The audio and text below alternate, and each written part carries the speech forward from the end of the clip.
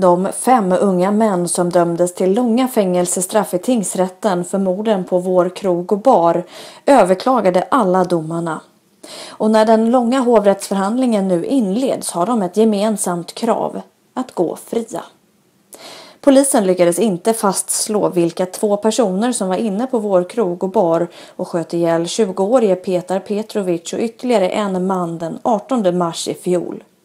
Men man ansåg sig ha bevis för att de 5 männen tillsammans och i samförstånd utfört det som åklagare Johan Udén beskrivit som en ren massaker.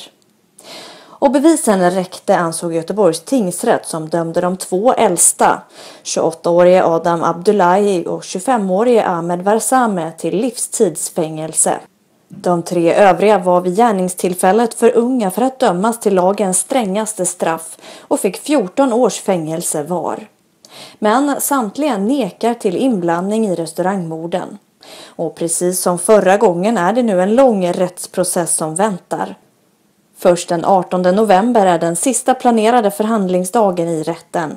Sen dröjer det ytterligare en tid innan domarna förkunnas.